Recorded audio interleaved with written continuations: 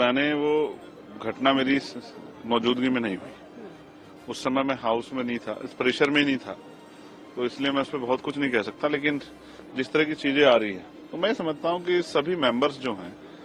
वो बहुत जिम्मेदार हैं, समझदार हैं और उनकी ज्ञान के आधार पे ही, उनकी योग्यता के आधार पे लोगों ने उनको चुन के भेजा है।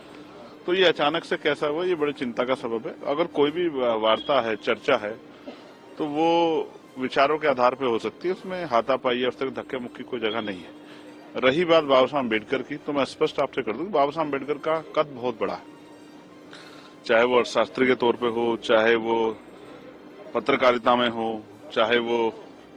संविधान के ज्ञाता के रूप में हो, चाहे महिलाओं के मुक्तिदाता के रूप में हो,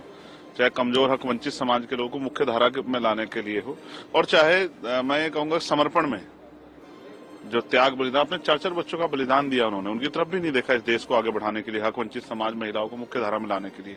तो ये अच्छी बात है कि बाबा साहब का कद न बढ़ा कि आज पक्ष और विपक्ष सबको बाबा साहब की बात करनी पड़ रही है। लेकिन मैं फिर स्पष्ट करूंगा कि बाबा साहब का अपमान इस बात से भी होता है जब आप सरकारी इंस्टीट्यूशन का निजीकरण करते हैं,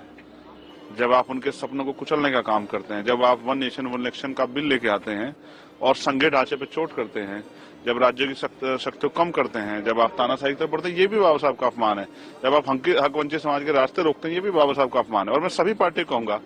कि वो बाबा साहब के नाम पे राजनीति करते अच्छी बात है, लेकिन जब वो बाबा साहब के विषय में बात करें तो ये बात ध्यान रखें कि देश में, दुनिया में उनके करोड़ों अरबों जो अनुयायी है, उनकी भावनाओं को ठेस नहीं पहुंचनी चाहिए। क्योंकि बाबा साहब आज सिर्फ किसी गांव गली में की बात नहीं है, देश के हर गांव गली घर तक बाबा साहब है। और सही एक जाति में नहीं है, जिस तरह से उनको एक जाति तक सीमित किया गया, क्योंकि जाति व्यवस्था के आधार पर वो एक जाति में नहीं है, सभी धर्मों के लोगों में कि उनकी जो है वो लोग उनको फॉलो करते हैं। हर जाति धर्म के लोगों मैंने जो है उनके प्रति जो है सम्मान देखा है, उनके विचारों के प्रति जो है उनके मन में जो है भाव देखे हैं। तो ऐसा नहीं है कि वो एक जाति धर्म तक सीमित है। लेकिन मैं स्पष्ट तौर पर कहूंगा कि फिर भविष्य में याद रखें कि बाबा साहब अम्बेडकर के अनुयायी आज बड़ी चिंता में है, और